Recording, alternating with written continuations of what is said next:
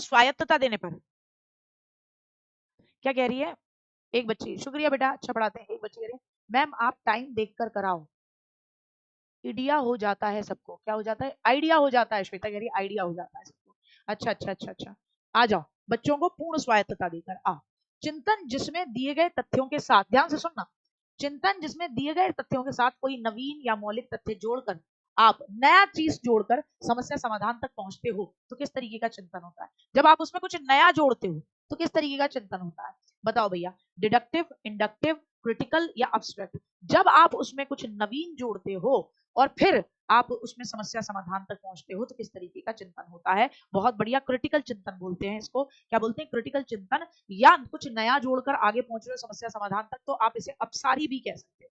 क्या कह सकते हो? अपसारी चिंतन, यानी कि डाइवर्जेंट चिंतन भी बोल सकते हो।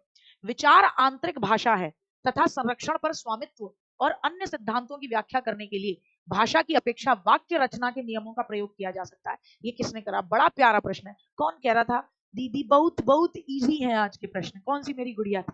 अरे तारा रारा बोलो, आ जाओ आ जाओ। तुम्हें लगता है औलादों, तुम्हें तो लड्डू परोसने के लिए बुलाती हूँ मैं। आओ आओ, बताओ मजा आ रहा है कि नहीं? आओ बताओ। विचार आंतरिक भाषा है और संरक्षण पर, thought is internal language and rules of syntax can be used instead of language to explain ownership and other principles on conservation। किसने कहा? मैम यही नहीं पता लग रहा। वाइगॉट्स्की बोले, चॉम्स्की बोले, वॉर्फ बोले, ब्रूनर बोले, क्या बोले मैम? वाइगॉट्स्की बोल रहे हैं कुछ कि थॉट इज इंटरनल लैंग्वेज, विचार आंतरिक भाषा है। इसमें दिमाग लगा रहे हैं, विचार पहले आए थे, ऐसा बोले वाइगॉट्स्की भैया कि विचार जो हैं वो पहले आए थे। क्योंकि इस चैप्टर में कहा गया है कि निःशुल्क और अनिवार्य शिक्षा प्रत्येक बालक का अधिकार होगा। तो याद रखेंगे चैप्टर 1 में कहा गया है। किसमें कहा गया? चैप्टर 1 में, कि सबको फ्री में मिलेगी। एनसीएफ 2005 के अकॉर्डिंग क्या सही नहीं है? नहीं। शिक्षा को बहुभाषी बनाना ये तो सही है। प्राइमरी लेवल पर मातृभाषा में ये भी है। अंग्रेजी माध्यम से शिक्षण पर बल, ये नहीं है। एनसीएफ 2005 ये नहीं कहता कि अंग्रेजी से पढ़वा दो बच्चों को। ठीक है ना? कहां से पता लगाएं मैडम जी? आप ही बता दो। ढूंढ तो ले। 5 में त्रिभाषा फॉर्मूले की बात कही गई है। कौन सी भाषा थर्ड लैंग्वेज फॉर्मूले में नहीं है? क्षेत्रीय भाषा, अंग्रेजी, हिंदी, संस्कृत। कौन सी नहीं है बेटा थर्ड लैंग्वेज फॉर्मूले में? संस्कृत नहीं है। कौन सी नहीं है थर्ड लैंग्वेज फॉर्मूले में? संस्कृत नहीं है। रीजनल लैंग्वेज मातृभाषा के रूप में हो सकती है, हिंदी भी है, अंग्रेजी भी है, संस्कृत नहीं है, क्योंकि आपकी शास्त्रीय भाषाओं को नहीं रखा गया है थर्ड लैंग्वेज फॉर्मूले में। ये भाषाएं नहीं रखी जाएंगी। समाज शास्त्रीय गुणों के आधार पर, अच्छा बेटा ये सॉरी माफी चाहूंगी, व्यक्तित्व का क्रैशन कहा गया है, ये स्टीफन क्रैशन का गलत आ गया है, ये हटा दो स्टीफन। जब व्यक्ति में परस्पर दो विरोधी इच्छाएं एक ही समय पर उत्पन्न होंगी और व्यक्ति इनके मध्य फंस जाएगा तो क्या कहा जाएगा? जब व्यक्ति में दो विरोधी, हाँ, जब व्यक्ति में दो विरोधी इच्छाएं कि ये करूं ये करूं, तो जब पैदा होंगी तो आप बताइए, और व्यक्ति इनके बीच में फंस जाएगा, तो इस स्थिति को क्या कहते हैं? जैसे नहीं था वो अपना भैया फंस गया था, क्या नाम था अपने भैया का? बताओ, अपने भैया का नाम क्या था? कोलबर्ग भैया ने जिसका नाम लिया है एकदम, हिंज भैया, वो फंस गया था ना, बीवी बचाऊं चोरी करूं, बीवी बचाऊं चोरी करूं। तो इसे क्या कहेंगे? तो इस स्थिति को क्या कहेंगे? फ्रस्ट्रेशन, कॉन्फ्लिक्ट, संघर्ष, या तनाव, या दुश्चिंता? क्या कहोगे इसको? अरे दुविधा थोड़ी ना जो दुश्चिंता कर दे रहे हो। अरे भैया संघर्ष कहते हैं इसको।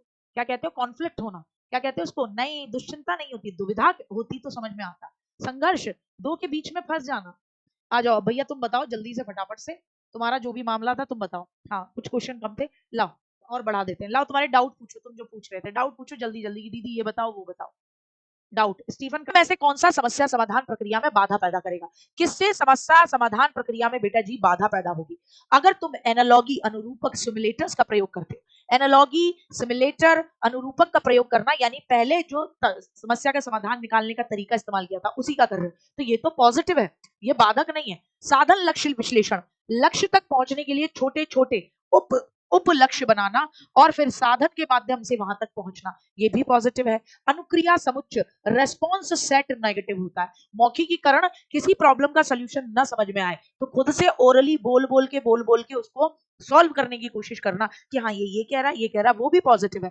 अनुक्रिया समुच्चय क्या होता है? कि भैया कोई समस्या है, उसके समाधान के लिए आप एक ही परंपरागत, किस पर? परंपरागत विकल्प पर डिपेंड हो जाते हो, उसको ही आप रेस्पॉन्स सेट कहते हो, या एक ही तरीके की प्रतिक्रिया पर डिपेंड कर जाते हो, उसे आप रेस्पॉन्स सेट कहते हो।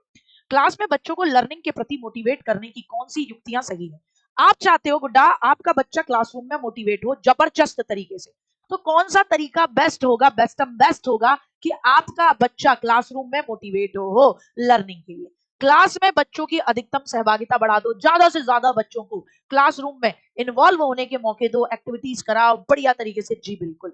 अंकों के प्रति प्रतिस्पर्धा को बढ़ाना कि देखो किसके नंबर ज्यादा आते हैं, प्रियंका के, पूजा के, शिवा के या फिर अंश के। तो अंकों के लिए कंपटीशन को बढ़ावा देना नेगेटिव होता है। बच्चों को उनकी रुचि के आधार पर खुद से गोल निर्धारित करने देना कि तुम बताओ कि तुम्हारा क्या इंटरेस्ट है, तो अपनी रुचि के हिसाब से उनको अपने गोल निर्धारित करने देना। तो हर बच्चा अपनी रुचि के हिसाब से कि मैं डॉक्टर बनूंगा, मैं इंजीनियर बनूंगा, मेरे इसमें, तो इसमें बच्चा मजा लेगा पढ़ने में। बच्चों को अपने विचार व्यक्त करने की आजादी देना, बिल्कुल। तो पहला, तीसरा, चौथा हमारा उत्तर है। पहला, तीसरा, चौथा, बी हमारा ऑप्शन सही जाता है। क्या जाता है? बी हमारा ऑप्शन सही आ रही है। लाइक करेंगे, शेयर करेंगे, और पहली बार चैनल पर आए हैं तो सब्सक्राइब करेंगे। जैसे ही एडमिट कार्ड आएंगे हम खुद ही बता देंगे पहुंच किसका विषय है। आपको भी एजुकेशन मिल रही है, वंचित वर्ग के बच्चे को भी मिलनी चाहिए, हर बच्चे को मिलनी चाहिए। तो एजुकेशन में सभी की समान पहुंच हो। ये कौन सा विषय है? सुविधा का, बहिष्करण का, अधिकार का, या अलाभ का यानी डिसएडवांटेज का? किसका विषय है? आपके अधिकार का विषय है। किसका विषय है? तो आप कहोगे भैया ये हमारा राइट है, ये एजुकेशन 2009। इसके अलावा भी आपके अधिकार की बात करते हैं आप, तो आप अपने अधिकार की बात करते हैं तो क्या कहोगे? आप अपने अधिकार की बात करोगे तो आपका आर्टिकल 21A, क्या कहोगे? Article 21A।